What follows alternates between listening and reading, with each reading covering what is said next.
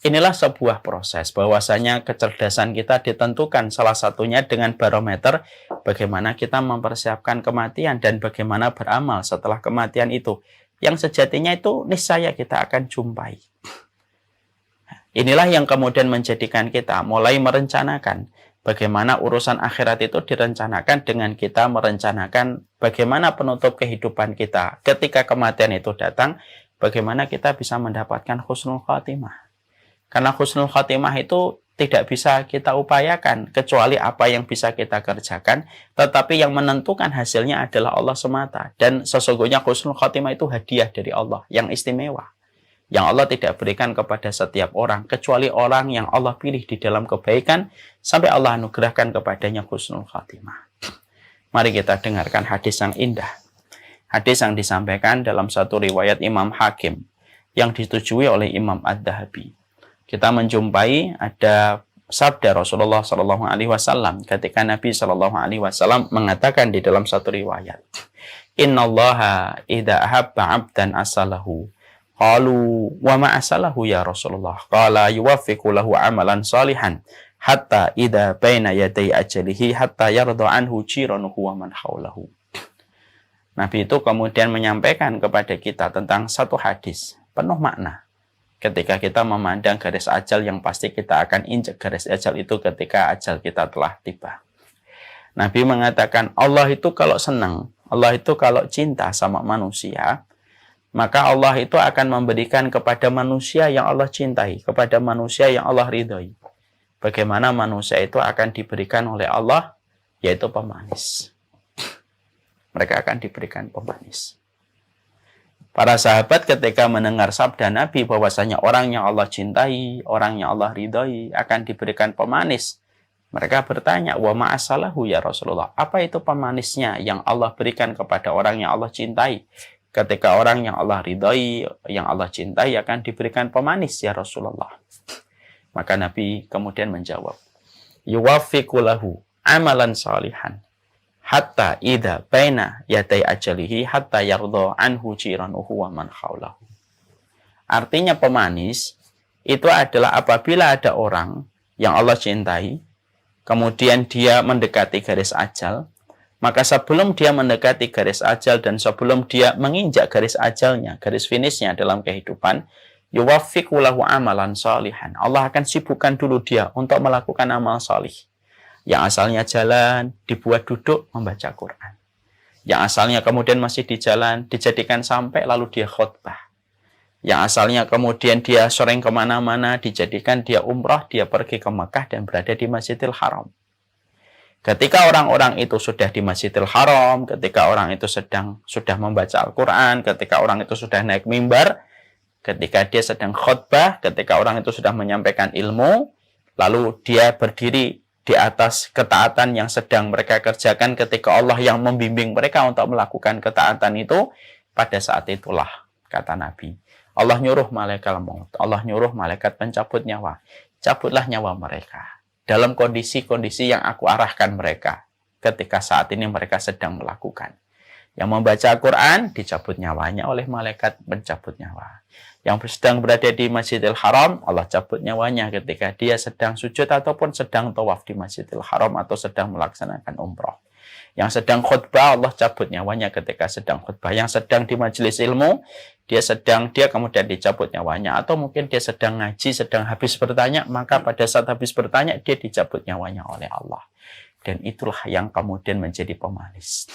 Pemanisnya apa ya Rasulullah? Orang-orang, keluarganya, circle-nya, sahabatnya akan mengenang bagaimana cara kepergiannya yang betul-betul manis ketika dia diwafatkan dalam kondisi beribadah kepada Allah, sampai orang menjadikan pembicaraan itu menjadi buah bibir yang manis, menyampaikan kisahnya dan tidak pernah putus kisah-kisah itu, sampai kemudian kita jumpai namanya seakan-akan masih hidup walaupun dia telah meninggal dunia, karena aroma wangi bagaimana dia ketika diwafatkan dalam kondisi husnul khatimah.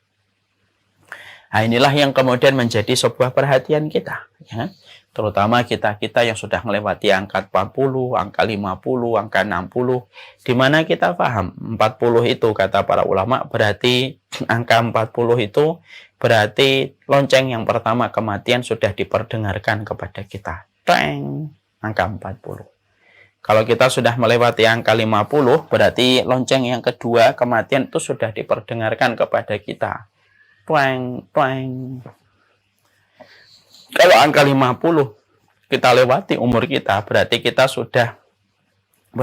sudah diperdengarkan lonceng kematian yang ketiga. Twang, twang, twang.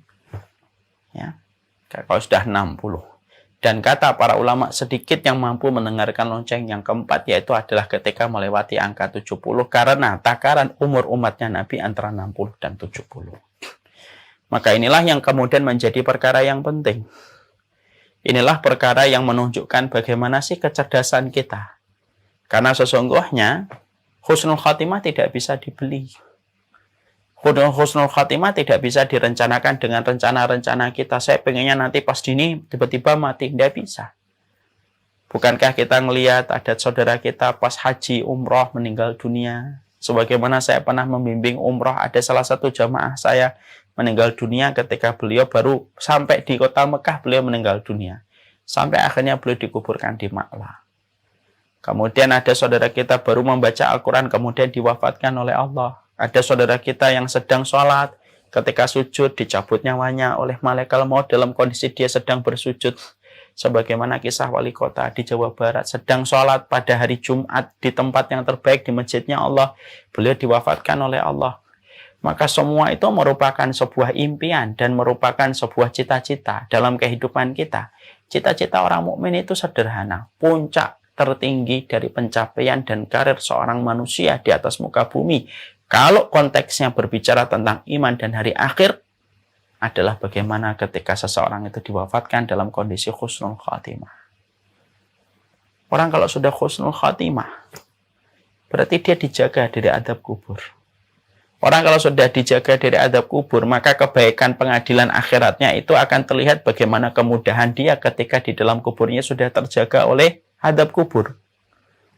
Makanya kan kita melihat bagaimana kisah seorang Utsman bin Affan radhiyallahu anhu, ketika ada orang yang berkata kepada beliau, "Wahai Utsman, kalau diingatkan kepada dirimu tentang surga dan neraka, belum tentu kamu menangis. Tapi setiap kami menjumpai engkau di pinggir kuburan, selalu kami menjumpai kamu itu menangis. Dan begitu deras air matamu ketika kamu duduk di samping kuburan." Maka sampai Utsman bin Affan radhiyallahu anhu kemudian berkata, "Fa innal qabra manzilatun min manazilil akhirah, faman naja fama ba'dahu aisar, fa illam yanju fama ba'dahu asyad." Maka kemudian akhirnya Utsman bin Affan lalu berkata kepada orang itu, sesungguhnya kuburan itu merupakan terminal pertama di antara banyak terminal-terminal yang akan dilewati manusia dalam perjalanan setelah kehidupan, setelah kematian. Terminal pertamanya itu kuburan.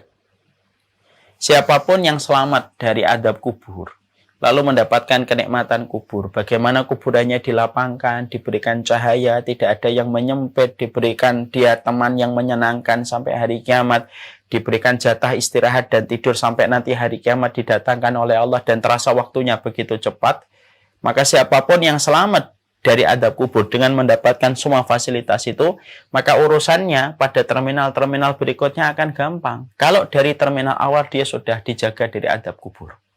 Urusannya ketika bangun dari kuburan, urusannya ketika dia dikumpulkan di padang akhirat, bagaimana dihisab itu menjadi lebih mudah kalau dari yang pertama itu sudah dimudahkan. Tapi siapapun yang dia tidak selamat dari adab kubur, maka urusan terminal-terminal berikutnya yang akan dia lewati akan menjadi lebih sulit dan menjadi lebih susah. Kalau terminal pertama saja dia belum selamat. Nah inilah yang menjadikan kita akhirnya paham. Husnul Khotimah itu sebuah cita-cita. Puncak karir orang yang beriman kepada Allah dan hari akhir itu adalah bagaimana dia mendapatkan husnul khatimah.